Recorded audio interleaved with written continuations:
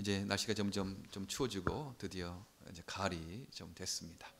거짓말 같아요. 이렇게 뜨겁고 그런 때가 이렇게 차가워지니까 참 거짓말 같이 계절이 바뀌었습니다. 예, 보통 인생의 계절에도 있죠. 사춘기, 소생하고 도단하는 사춘기, 봄을 생각해야 하는 그런 계절이 있는가 하면 사축기도 있습니다. 가을, 봄, 여름, 가을이 있듯이 어쩐지 쓸쓸하고 어쩐지 허무하고 어쩐지 낙엽을 보면서 눈물이 나고 그런 사축기가 있어요. 특별히 여자 40대 정도 되면 이런 경험을 한다고 합니다. 그때 여성의 호르몬이 급격하게 떨어지거든요. 그러니까 잠이 많이 오고 조금 일하면 전에는 힘이 안 들었는데 이제 피곤해지고 짜증이 나고 우울해지고 어떤 때는 기분이 너무 좋다가 어떤 때는 기분이 너무 다운되고 뭐 조울증 비슷한 것처럼 그리고 조금만 뭐 이렇게 해도 얼굴이 빨개지는 어떤 여성 호르몬의 분비가 떨어져서 그런 그 경험이 있는 거죠. 그리고 이제 자녀들은 대학을 떠나고 이런 때지 않습니까? 그 빈둥지 신드롬이라고 이제 자기 목표가 없어진 거예요. 전에는 내 아들, 딸 공부 잘 시켜서 좋은 대학에 보내는 것이 그 꿈이었는데 이제 막상 아들, 딸 다 떠나고 나니까 내가 뭐 했나? 내 인생은 무엇인가? 손해본 것 같고 억울하고 나는 내 인생을 헛살았지 않았나? 나는 남편을 위하여, 나는 아내를 위하여, 나는 자녀를 위하여 이렇게 했는데 지금 나는 어떻게 된 건가? 그래서 굉장히 좀 억울한 마음, 허무하고 좀 무의미한 것 같은 이 가을의 어떤 낙엽이 이렇게 떨어지고 이제 겨울이 가까운 것 같은 내 인생도 얼마 남지 않았구나. 어떻게 될 건가? 그런 사춘기가 있다는 것입니다. 여자만 있는 거 아니고 남자도 있는 거죠. 남자도 열심히 공부해서 좋은 대학 들어가서 또 대학 들어간다고 요즘에 끝납니까? 고3의 그 스트레스가 대학에도 계속 이어지는 거죠. 대학 들어가도 직업을 가져야 되니까. 고3 그렇게 힘들게 했다가 대학 들어가면요 1학년 때부터 벌써 또 직업 준비를 해야 돼요. 그러니까 막 힘드는 거죠. 고3이 연속되고 있습니다. 직장 뭐 들어가면 문제가 해결되나요? 직장에서 경쟁이 치열하고 그냥 떨어지고 그렇게 막 내 후배는 올라가고 뭐 그 상사의 그 쓴소리를 들어가면서 당장 때려주고 싶지만 내 새끼들 생각하니까 자존심이 상하는 거죠. 내 가족들을 생각하니까. 그때쯤 되면 자녀들이 이제 커가고 돈도 들어갈 일이 많고 그리고 어머니 아버지 살아계시면 그분들도 좀 이렇게 모셔야 되고 친척들도 좀 어른으로서 돌아봐야 되고 나는 무엇인가? 나는 돈 버는 기계인가 그냥? 돈 갖다 주고 뭐 하는데 아내는 더 벌어오라고 그러고 자녀들은 아빠 그냥 뭐 못 본 채 하고 아빠는 새벽에 갔다가 저녁에 돌아오는 그런 사람으로 존재감이 없어지는 그래서 억울하고 허무하고 무의미하고 뭐 그런 그 시기를 겪는다는 것입니다. 지금 안 겪는 분들은 앞으로 있을 테니까 미리 대비하세요. 그런 때가 되면 내가 지금 사춘기를 겪고 있구나. 그리고 지금 겪는 분들은 그 나만 하는 것 아니고 모든 사람들이 다 그런 어떤 신드롬 그런 증세가 있는 거다. 남자는 여자보다 좀 늦어서 한 50대 초반에 이렇게 나도 가끔 그런 때가 있어요. 그러면서 갑자기 그런 어떤 쓸쓸해지는 나는 무엇인가?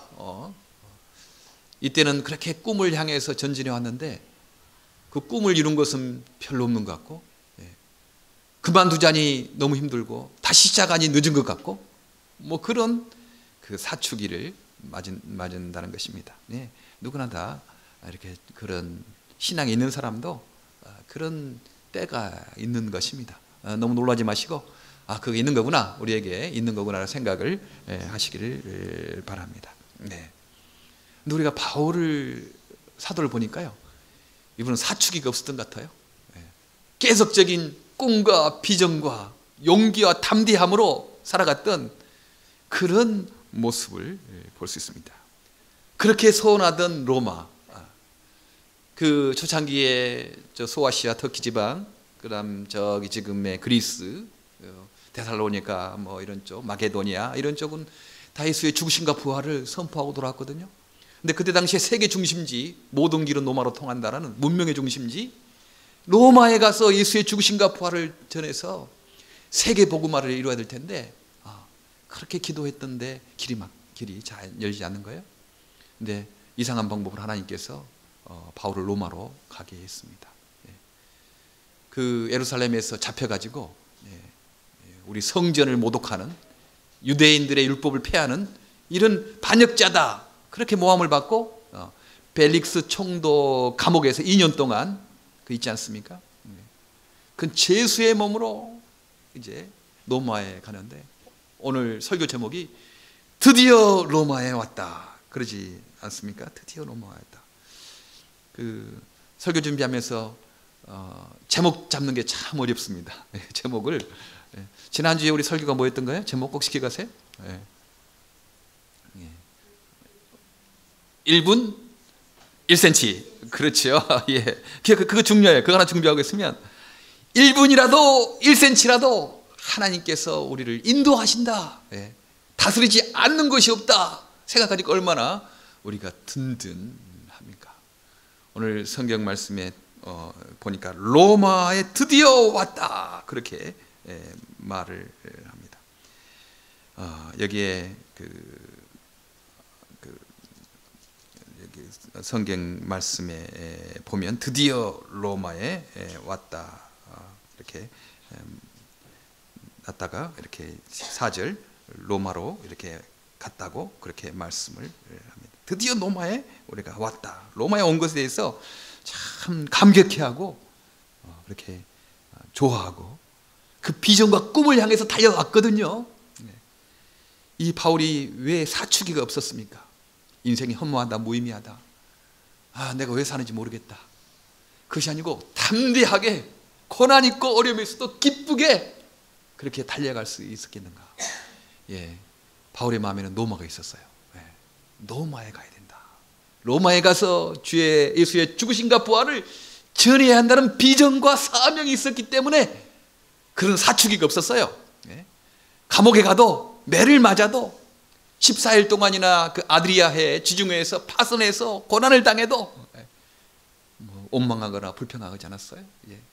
로마 군인들이 제수 딸 죽여버리자 이런 때도 바울이 두려워하지 않았어요. 그에게는 로마에 가야 된다라는 그 비전과 사명 있었기 때문에 언제나 봄날이었습니다. 언제나 사춘기였고 언제나 꿈을 가지고 살 수 있었습니다. 여러분에게도 로마에 가야 된다는 그런 비전과 꿈이 있습니까? 그런 사명이 있습니까? 오늘 이것을 좀 살펴보려고 합니다. 이런 사명이 있는 사람 하나님께서 평생 필요할 때 쓸 것을 공급하죠. 우리는 늘 걱정이 지금 배불리 먹지만 내일 굶을까 봐 걱정하지 않습니까? 내일 때문에 힘들어해요. 사람이란 미래가 불안하면 현재도 불안합니다. 현재 지금 아무리 잘 먹어도요 내일 힘들면 지금 입맛 없는 거죠. 내일이 좋은 일이 있다고 생각하면 지금 그 좀 나쁜 음식 이렇게 먹어도 거친 음식 먹어도 기쁜 거죠. 예를 들어서 내일 사형을 당한다. 그러면 사형수들에게 음식 맛있는 거 시켜라고 그렇게 하거든요. 미국 사람들은 뭐 시키냐고 물어봤더니 햄버거 시킨대요. 엄마가 옛날에 빵 만들어주고 거기다가 치즈 넣어줬던 거, 그 평상시 먹어봤던 거. 우리 한국 사람들은 대부분 뭐 이렇게 김치국이나 된장국 이거 먹어봤으니까 시킨대요. 뭐 그거 아니고 뭐 진수성찬 산해진미에 가득한 것 먹는다 해도 내일 사형당한다고 생각하면 맛있겠어요? 미래가 두려우니까 현재 맛이 없습니다. 그러나 내일 감옥에서 나간다. 그렇게 정해졌다면 오늘 뭐 좀 굶어도 오늘 힘들어도 내일 나가니까 얼마나 맛있겠어요? 바로 내일이 보장돼야지, 내일이 있어야지 지금이 행복합니다. 인간이란 그런 존재거든요. 그냥 짐승들은 개나 소나 그래서 지금만 그냥 배부르면 좋은 거지 뭐 내일 필요 있냐. 그러나 인간은 그렇지 않아요. 지금 아무리 힘들어도 내일 있다면 얼마든지 견딜 수 있고 이길 수가 있습니다. 그러나 지금 아무리 만족해도 아무리 맛있는 거 먹고 좋은 집에 자고 해도 내일이 불안하면 지금이 행복할 수가 없는 것입니다. 그런데 이런 사명이 있는 사람은 하나님께서 미래에 필요할 때 쓸 것을 공급한다고 그렇게 말씀을 합니다. 오늘 10절 한번 같이 읽어볼까요? 10절 시작. 후한해로 우리를 대접하고 떠날 때 우리 쓸 것을 배에 올리더라. 쓸 것을 올리더라. 정말 그 14일 동안이나 아드리아해에서 그 지중해에서 별과 해도 보이지 않는 나침반도 없는 상황에서 내 의지대로 그렇게 움직이는 것이 아니고 바람과 자연에 의해서 내 의지 아무리 힘과 써도 움직일 수 없는 그런 상황에서 헤매다가 음식도 다 버리고 그 곡식도 버리고 배의 물품도 다 버리고 배가 깨져가지고 정말 간신히 겨우 그 멜리데 섬 몰타 섬에 도착을 딱 했는데 그때 추우니까 모닥불을 피우지 않았겠습니까? 바울도 가만히 앉아 있는 것 아니고 서로 가서 가지를 주워가지고 그 모닥불에 넣었는데 그 안에 숨어있던 독사가 그 불의 뜨거움을 인하여 그냥 바울의 손을 물었어요. 그러니까 사람들은 깜짝 놀랐죠. 제가 분명히 살인한 자로다. 제가 바다에서는 이렇게 생명을 건졌지만 그 정의의 신 디케가 저 바울을 독사를 물려서 죽게 하는구나 생각하고 사람들이 다 붓고 죽을 줄 알았어요. 근데 하나님의 은혜로 그 독사를 털어냅니다. 그렇죠. 하나님은 바다에서만 지키는 그런 분이 아니고 육지에서도 지키는 분이시죠. 하나님은 과거에만 우리를 도우시는 분이 아니고요. 현재도 우리를 도우시고 미래에도 도우시는 분이십니다. 1분 1초라도 하나님의 주권하에 하나님의 은혜와 하나님의 능력 아래 벗어난 길이 없다니까요. 그래서 배는 깨지고 거기에 있는 물품들은 다 벗어없고 뭐 먹을 것이 없었잖아요. 그런데 그 멜리데 섬에 보블리오라는 그 추장 비슷하겠죠. 어른이 있었어요. 그 보블리오의 아버지가 열병과 이질로 막 고생을 한 거죠. 근데 바울이 하나님 능력으로 그들을 고쳐줍니다. 그러니까 그 바울을 융숭하게 대접한 거죠. 뭐 옷도 없고 뭐 곡식도 없고 막 그 파서는 사람들인데 그 276명이나 되는 사람들을 바울 때문에 그 멜리데 섬의 추장과 많은 사람들이 막 융숭하게 대접해 주는 거예요. 그리고 알렉산드리아에서 그때 당시 알렉산드리아가 유명한 이집트 알렉산드리아가 그런 곳이었거든요. 그 알렉산더 왕이 자기의 그 그리스 문명을 전파하기 위해서 이집트에다가 항구를 세워서 알렉산드리아라고 이름을 지었고 거기는 큰 도서관도 있고 그때 지금의 뉴욕이나 워싱턴 이런 그 번창한 도시였던 거죠. 거기서 곡식을 심고 오는 배 여기 이름이 나와 있지 않습니까? 이 배에다가 실어 줍니다. 그 배 이름이 바로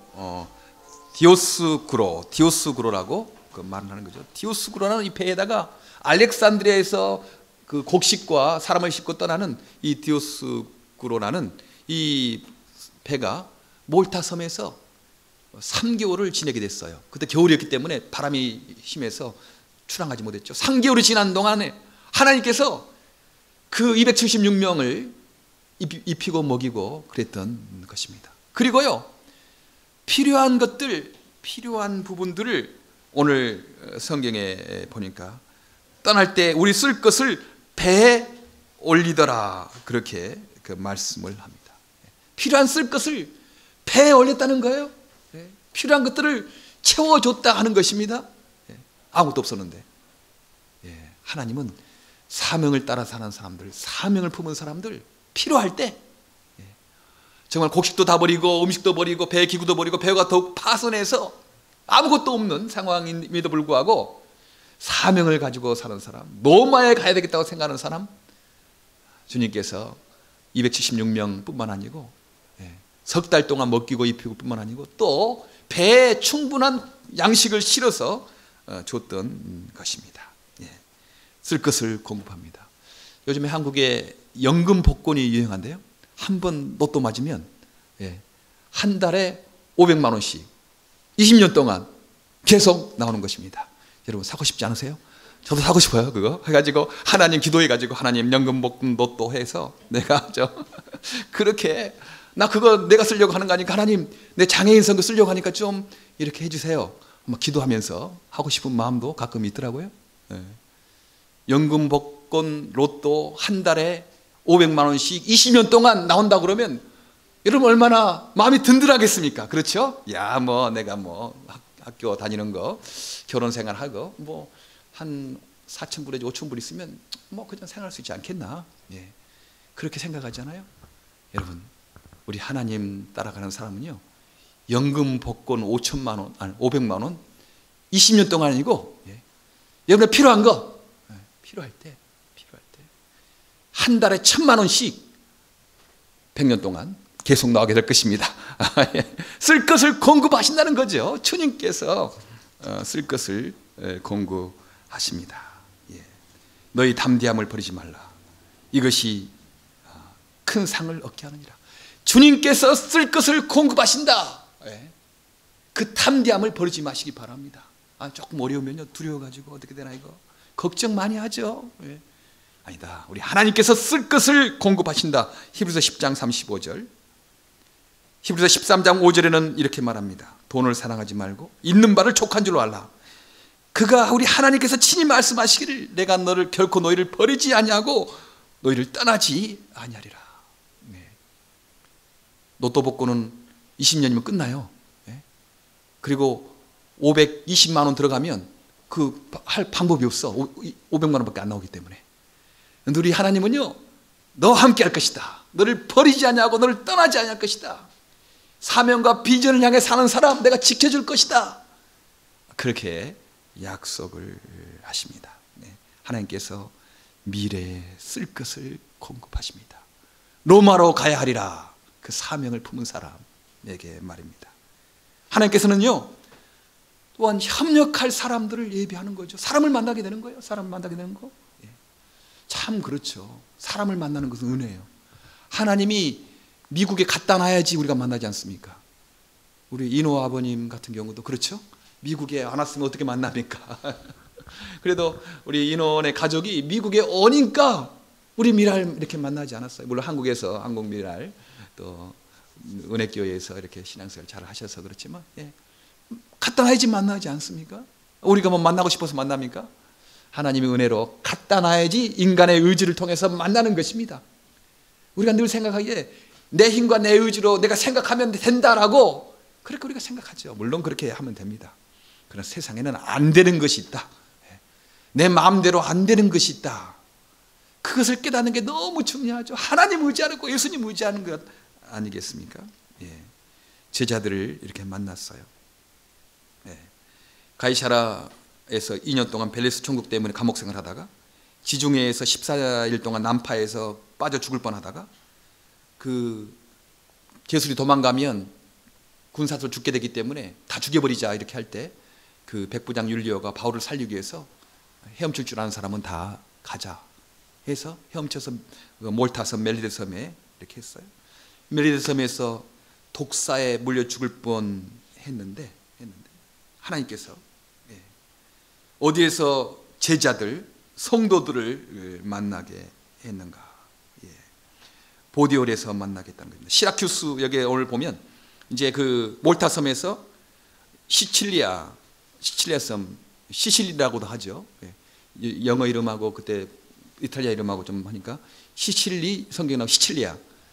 여기가 좀 지금 옛날에는 좀 가난한 사람들이 그 1910년 20년대 많이 살았대요. 그래서 마피아가 많이 있어서 뉴욕에 이민 온 많은 사람들이 그 시칠리아 섬 사람들이 많이 왔다고 합니다. 마피아 거기가 굉장히 있다는 거죠. 근데 거기에 도착을 한 겁니다. 그 시칠리 섬의 수도가 시라큐스거든요. 뉴욕에 시라큐스 대학 있죠. 많은 미국의 지명들이 성경의 지명을 많이 땄어요. 이 시라큐스에 도착을 했습니다. 이 시라큐스는 수학자 아르키메데스의 고향이라고 합니다. 멜리데의 섬에서 한 160km 정도 떨어져 있는 곳인데, 수학자 아르키메데스, 우리 아르키메데스 이야기 저는 배우지 않았습니까? 그 왕 히에로가 그 순금 왕관을 받았는데 이게 순금인지 아닌지 한번 이렇게 조사해봐라. 뭐 도저히 방법이 없거든요. 순금인지 아닌지. 근데 아르키메데스가 목욕탕에 가다가 물이 풍덩 이렇게 들어가려고 하니까 물이 넘치는 거예요. 부피가 큰 거 있으면 물이 많이 넘치고, 부피가 적으면 물이 적게 넘치는가 보다 생각한, 순금을 넣으면 물이 적게 넘치는데 거기에 뭐 여러 가지 불순물이 들어가면 부피가 커져서 물이 많이 넘치는 거거든요.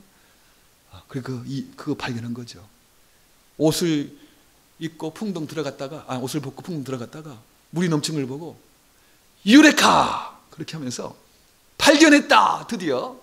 하면서 너무 기뻐가지고 자기가 지금 벗었는지 입었는지도 모르고 뛰어가다가 사람들에게 이렇게 사람들이 놀렸다 하는 그 바로 아르키메데스 원리, 불역의 원리, 바로 이 시칠리아 수도 시라큐스가 아르키메데스의 고향이라고 합니다. 거기에서 지내다가 그 근처 레기온에서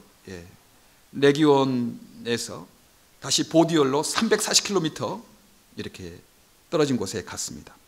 거기에서 제자들을 만난 거죠. 거기서 형제를 만나 저희의 청함을 받아 7일을 함께 유하다가 로마로 갑니다.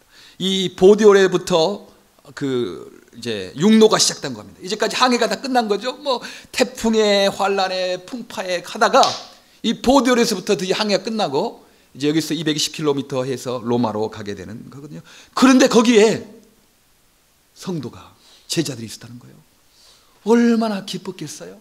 다 죽었다고 생각했는데, 나는 이제 외롭게 혼자 로마에 가서 내가 복음을 전한다고 생각했는데, 아니 보디올에 가니까, 지금 보디올이 그 화산으로 유명했던 폼페이, 베수비우스 화산이 폭발해가지고 그 근처라고 그렇게 해요.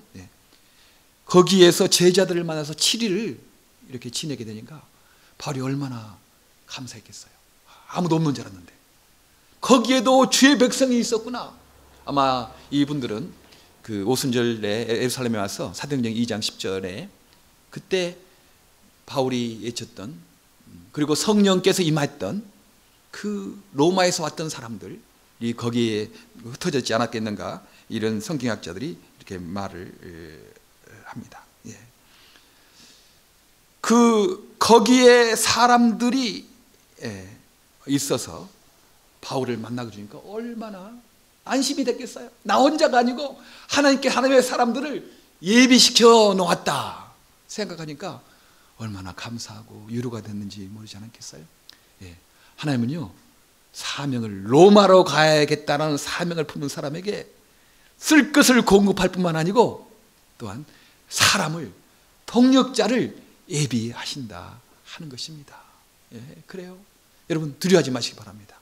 하나님 기뻐하는 일, 좋아하는 일이 있다면, 내가 돈이 없어도, 내가 뭐 동력자도 별로 없어도, 뭐 나를 따라주는 사람 별로 없어도 시작하면 하나님이 쓸 것을 공급하시고요, 하나님이 사람을 공급해 주시는 거죠. 저는 20년 전에 처음 그 워싱턴 미랄 선교단 시작할 때 그때 기억이 나요. 그때 사람 없었거든요. 미랄 선교 조직되어 있는 거 아니에요. 우리 이재서 그 총재님이 와가지고 공부하면서 이제 좀 이제 미랄에 대해서 알려진 거죠. 근데 초창기 워싱턴 미랄 선교단에서 나를 뭐 해줄 수 있는 형편도 아니었고, 돈도 없었고, 아는 사람도 없었고, 근데 하나님께서 나에게 쓸 걸 주시고 사람을 만나게 했어요. 지금도 기억해요. 미영 자매라고, 김미영 자매라고 그 자매가 있었는데, 그 워싱턴에서 조그만 호텔을 하는 분, 그 비서로 있었어요. 미랄 선교 소개한 거죠. 미랄 선교단에 사무실 얻을 돈도 없었거든요. 근데 그분에게 연결해가지고 내가 그분에게 말했어. 미랄은 반드시 된다. 한국에서 됐다. 미국에 될 것이다. 근데 지금 내가 버지니아에서 올라와야 되는데 메릴랜드에 내 집은 고사하고 사무실도 없다. 당신이 좀 후원회장이 되어서 그 사무실 겸 집을 좀 이렇게 하면 어떻겠느냐. 그랬더니 좋다고 그러는 거예요. 그때 우드먼트 아파트 낙빌파이게 있는 619불, 지금도 기억해요. 그거 그때 큰 돈이었거든요. 그거 없으면 안 되는 건데 하나님께서 그분을 통해서 1년 동안 공급하게 했어요. 사람들이 모이게 된 거죠. 그 순간순간 사람 만나게 해서 미랄이 지금 미국에 한 17개 정도 퍼지지 않았습니까? 탄탄하게 다 자라고 있어요. 저는 새로운 시작을 다시 이 미랄 채플, 미랄 장애인 특수교회를 이렇게 시작하려고 하는 이유도 그거죠. 우리가 세계 장애인 선교하고 미국에 모였는데 지금 여기에서 우리가 이렇게 우리끼리만 하면 안 된다. 여기서 선교사도 나와야 되고 사람도 나와야 되고 물질도 나와야 되고 세계 선교를 감당해보자. 목사님 꿈 깨셔. 그러나 저는 내가 생각하면 나는 부족해요. 난 돈도 없고 난 능력도 없고 그래요. 그러나 로마로 가야 되겠다는 이 바울의 이 마음이 공감이 되는 거예요. 장애인, 세계장애인 선교를 위해서 이 장애인 형제자매들에게 예수님 전해줘야 된다. 그 가족들 주님 안에서 행복하게 해줘야 된다. 그리고 많은 사람들 다 교회 다녀도 그냥 성공을 위하여 그렇게 높은 곳을 위하여만 이 땅에 가난하고 어렵고 힘든 사람들을 못 본치 않느냐. 어찌 예수님이 그렇게 살았느냐. 너무 안타까운 거죠. 그러나 우리 채플을 통해서 미랄 특수교회를 통해서 그런 운동들을 펼쳐가는 거예요. 근데 이렇게 여러분들 이렇게 모였던 거 너무나 감사하죠. 고맙죠. 그래요. 나중에 뭐 잘 될 때는 사람들이 서로 올려올 거예요. 그러나 처음 시작할 때, 연약할 때는 사람들이 잘 안 해요. 그래서 고마운 거죠. 여러분들이 연약할 때, 작을 때 함께한 사람, 조강지쳐 가장 어려울 때, 수수와 조를 먹을 때, 그때 같이 고생한 사람들 얼마나 좋아요. 그런 어떤 하나님께서 사람을 보낼 것이다 라고 그렇게 합니다. 뿐만 아니고 이제 다시 로마 쪽으로 갔어요. 근데 사람들이 아피온 광장에까지 모여서 바울을 환영하는 겁니다. 아피온 광장은 로마 시내부터 69km 떨어지는 곳이에요. 거기서 바울을 환영해 주는 거예요. 제수 바울을. 그리고 어떤 사람은 트레스 마을, 그러니까 여관들이 많은 그 지명도 세여관이라는 삼관이라는 마을이었대요. 거기까지 와서 여기는 로마에서 53km 정도 떨어진 곳이라고 합니다. 근데 이 도로가 아피온의 도로라고, 지금도 그 로마에 가면 아피온 도로가 있거든요. 저도 한 5년 전인가 로마에 갔는데 그 아피온 도로 뭐랄까 돌로 이렇게 한 그 도로를 있으니까 2000년 전에 바울이 이 도로를 걸어갔겠다 생각하니까 감회가 새롭더라고요. 그 아피온 도로, 거기는 로마 장군 황제가 개선하면 가는 그런 도로였거든요. 그런데 이 바울이 제수의 몸으로 거기를 가고 있는 것입니다. 개선 장군처럼, 황제처럼 제수의 몸이었지만 기쁨이 있는 거죠. 로마도 가야 되겠다. 로마에서도 예수의 죽으심과 부활을 전하겠다라는 그 소명과 사명이 있는 이 바울, 비록 제수의 몸이었지만 사람들이 환영해 주는 거예요. 높여주는 겁니다. 그런 사명 있는 사람이요, 자신도 기쁘죠. 어떤 고난이 있어도요, 마음에 기쁨이 있습니다. 사람들도 하나님 사랑하는 사람은 귀하게 생각하는 거죠. 귀하게 생각하는 거예요. 환영해 주지 않겠습니까? 사명을 이루게 되었습니다. 위로를 받게 됐습니다. 포기하지 않으면 사명을 이루게 되었습니다. 주께서 한 사람 한 사람에게 가신 사명, 내가 이루는 것이 아니고요, 주님께서 이루십니다. 사명을 이루는 방향으로 우리를 이끄시고 쓸 것을 공급하시고 사람들을 예비하십니다. 사명 내게 있는가? 주께서 나에게 주신, 바울이 평생 가슴에 품고 나도 로마에 가서까지 예수의 죽으심과 부활을 전해야 될까라는 그 사명이 있는가? 한번 여러분 그거 점검해 보시기를 바랍니다. 우리는 그것에 조금 더 구체적으로, 저는 개인적인 사명이 그거예요. 하나님 나라의 확장. 하나님 나라의 확장. 우리가 죽어서 천국 가지만 이 땅에서도 예수의 성령이 모셔서 이 땅에 영적으로 구원할 뿐만 아니고 가난 문제, 육적인 구원도 하신다. 이 땅에 하나님 나라 확장하는 거, 그건 주신께 주신 우리 모든 크리스찬들에게 주는 비전이죠. 거기에 좀 더 구체적으로 이 땅의 세상 곳곳에 이 미랄 동산을 만들어서 거기에 특수교회가 새겨지게 하고 장애인 일터가 새겨지게 하고 같이 사는 집도 생기고 특수학교도 생기고 병원도 생기는, 지금 이런 사랑의 집이 좀 더 커지면 되는 거 아니겠어요? 이런 사랑의 집, 그런 건물이 있다가 좀 더 분화하면 좀 더 생기고, 이런 것들을 세계 방방곡곡에 만드는 것, 그게 로마도 가야 하리라, 그런 꿈입니다. 저는 될 거라고 생각해요. 하나님께서 나는 부족하지만 주님 나라 확장하려고 이 땅에 가난한 사람들, 억압받는 사람들, 고통당하는 사람들 위해서 살려고 하니 하나님께서 쓰여주지 않겠는가라는 생각합니다. 여러분, 다른 비전 없는 사람, 다른 비전 있는 사람 그대로 가세요. 사람마다 다르니까 뭐 그것만 있겠어요? 없는 사람은 한번 이것 좀 생각해 보시기 바랍니다. 나도 로마에 가야 하리라, 이 바울의 비전, 세계 장애인 형제자매들에게 예수 그리스도의 복음과 사랑을 전하는 이런 일을 해야 되겠다. 저는 기독교 방향도 그러거든요. 기독교 방향도 요즘에 여러분 읽지 않았습니까? 리버사이드 교회에 그 한국에 가나선 하는 그 스님이 와가지고 법회를 한 거예요. 거기서 종교 간의 평화를 이루가자.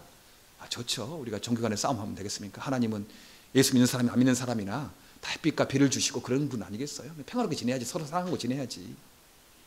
그러나 우리가 양보할 수 없는 게 있잖아요. 예수가 길이요 진리요 생명이다라는, 그건 양보할 수 없거든요. 우리가 얼마든지 우리의 진리를 고수하면서도 얼마든지 평화롭게 지낼 수가 있습니다. 그거 하는 거죠. 그러나 우리 것까지 없어가면서 그 평화롭게 지내는 것은 그건 아닙니다. 기독교는 기독교 나름대로의 진리를 고수하면서 불교는 불교 나름대로, 사실 불교는 무신론이거든요. 부처님에게 제자가 물었어요. 부처님, 앞으로 미래의 일은, 죽어서 일은 어떻게 됩니까? 부처님이 죽어서 일에 대해서 말한 적이 없거든요. 어쩌면 그 어떤 내세관이 없는 거죠. 근데 여러 가지 샤머니즘 걸쳐가지고 내세를 만들고 신이라고 섬기고 있는 거죠. 부처가 어디 있느냐? 너 자신이 부처다. 그렇게 말하고 있는 거 아니겠습니까? 근데 지금 기독교의 방향이 어떻게 되겠냐면요, 한쪽은 너무 사랑에 치면서 예수 죽으심과 부활까지 포기하는 그런 흐름이 있어요. 지금 미국의 유니온 신학교에서 그 법당의 스님을 했다고 하지 않습니까? 초청에서 지금 법회를 하고 있고, 미국의 가장 유서 깊은 리버사이드 교회에서 법회를 하고 있는 거거든요. 사랑하자, 평화하자 하면서 예수의 죽으심과 부활을 그냥 빼버리는 이런 방향으로 지금 가고 있거든요. 또 하나의 극단적인 방향은 뭐 사랑과 평화 뭐 중요하냐? 전투적인 기독교, 예수만을 고집하고 이 땅에 사랑하고 평화하고 봉사하는, 이건 뭐 필요 있느냐? 이렇게 극단적으로 가는 그 극단주의, 이것도 문제거든요. 미랄 운동은 그거라고 생각해요. 예수의 죽으심과 그 사심에 바탕을 둔, 기초를 둔, 그리고 거기에다가 예수의 영이신 성령님이 오셔서 사랑과 봉사를 이 땅에 가난하고 약한 사람들에게 하는, 이 극단도 아니고 이 극단도 아니고 가장 합리적인 기독교 가야 될 그런 방향성을 저는 제시하고 있다고 생각합니다. 신앙운동이라고 생각해요. 여러분 가슴에 로마가 있습니까? 로마에 가야 하리라. 이 비전 있는 사람, 그 꿈을 품고 사는 사람, 하나님께서 쓸 것을 공급하실 것입니다. 어려움을 당해도 필요할 때 주님께서 공급하십니다. 힘들고 어려움 당해도 하나님께서 하나님의 사람을 붙여주셔서 위로받게 하시는 것입니다. 드디어 로마에 왔다. 우리가 이 땅의 마지막 한마디, 드디어 로마에 왔다. 드디어 우리의 주님께 주신 사명을 이루었다라고 행복한 외침을 하고 하나님께 가는 저 여러분 되기를 간절히 바랍니다. 기도하겠습니다.